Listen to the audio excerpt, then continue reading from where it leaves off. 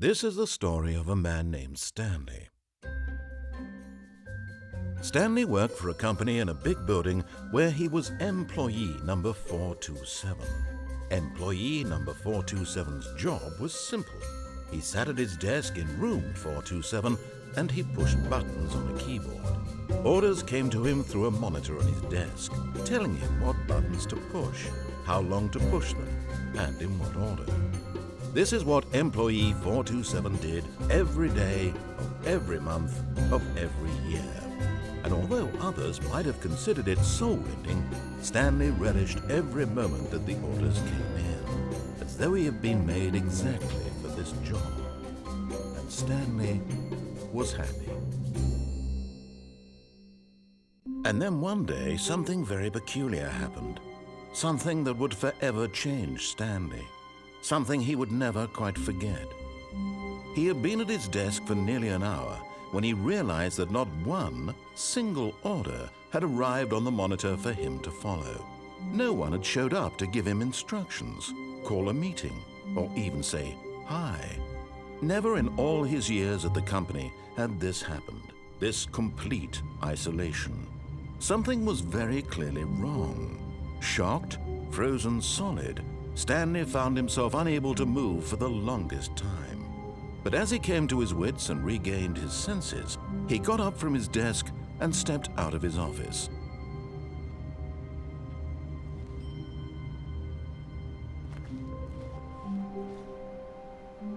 All of his co-workers were gone. What could it mean? Stanley decided to go to the meeting room. Perhaps he had simply missed a memo. No matter how hard Stanley looked, he couldn't find a trace of his co-workers.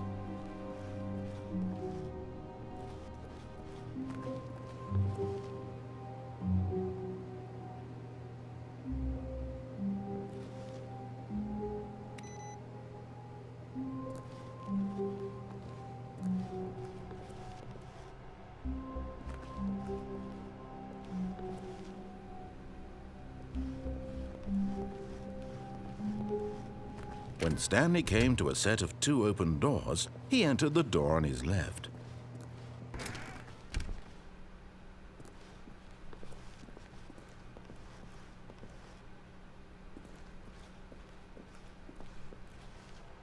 Yet there was not a single person here either.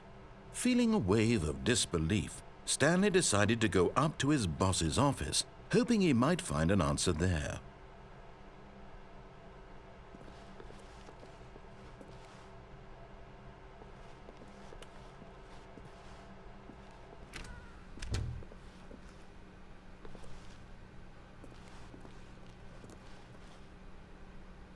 Coming to a staircase, Stanley walked upstairs to his boss's office.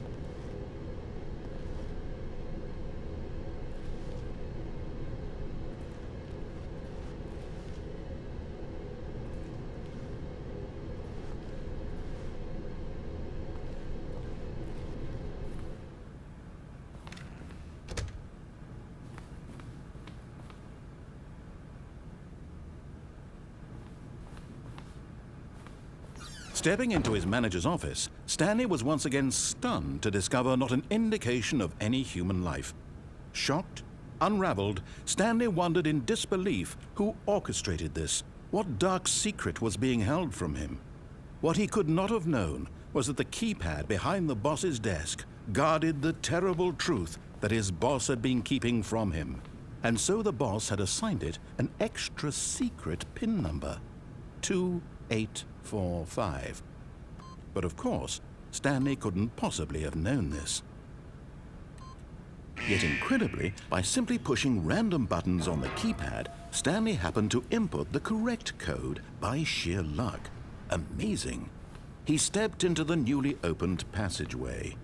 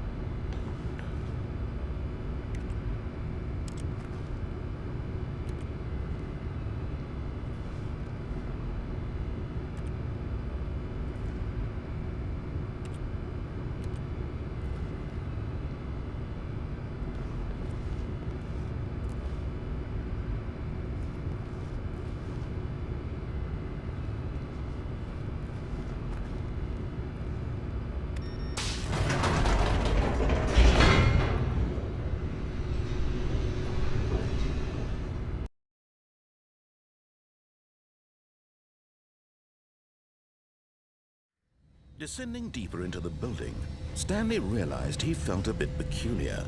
It was a stirring of emotion in his chest, as though he felt more free to think for himself, to question the nature of his job. Why did he feel this now, when for years it had never occurred to him? This question would not go unanswered for long.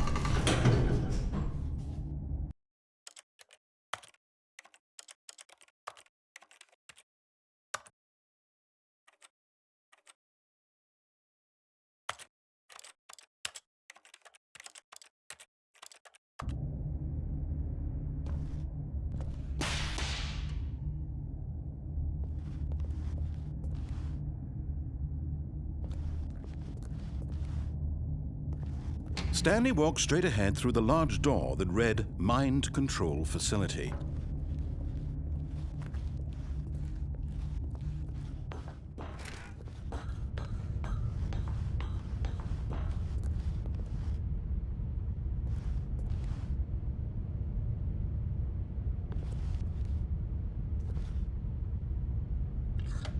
The lights rose on an enormous room packed with television screens. What horrible secret did this place hold? Stanley thought to himself. Did he have the strength to find out?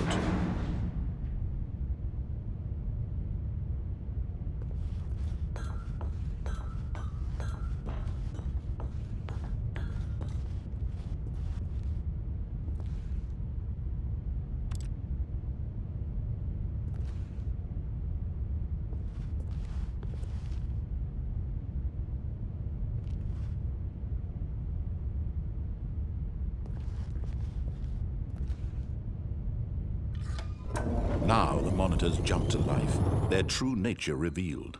Each bore the number of an employee in the building, Stanley's co-workers. The lives of so many individuals reduced to images on a screen, and Stanley, one of them, eternally monitored in this place where freedom meant nothing.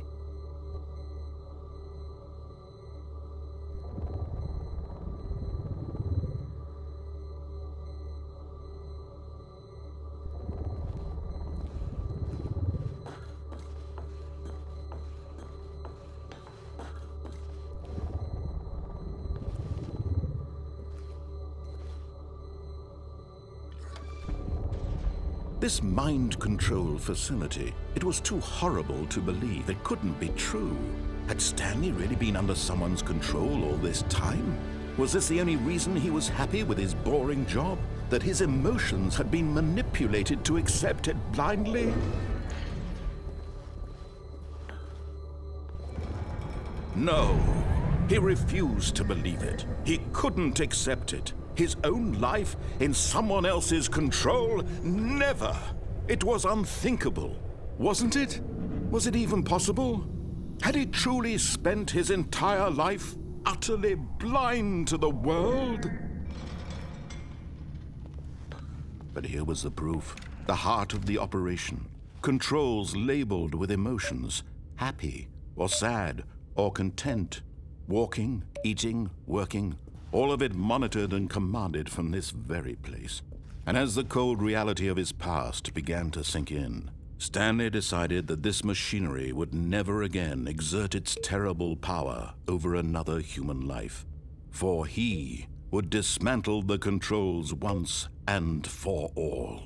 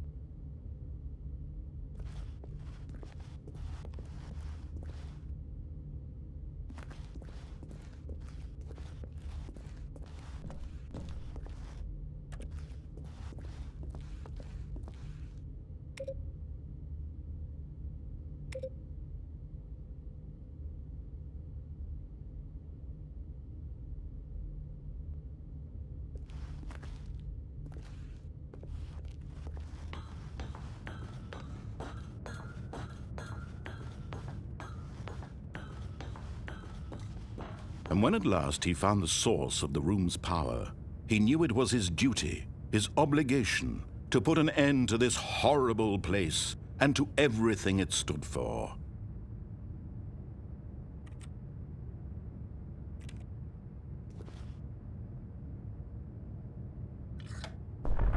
Oh, Stanley, you didn't just activate the controls, did you?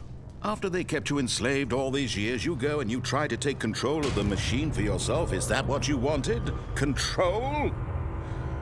Oh, Stanley, I applaud your effort, I really do. But you need to understand, there's only so much that machine can do. You were supposed to let it go, turn the controls off, and leave. If you want to throw my story off track, you're going to have to do much better than that. I'm afraid you don't have nearly the power you think you do. For example, and I believe you'll find this pertinent, Stanley suddenly realized he had just initiated the network's emergency detonation system.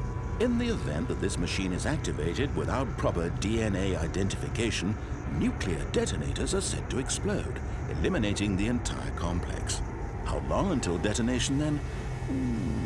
Let's say 2 minutes.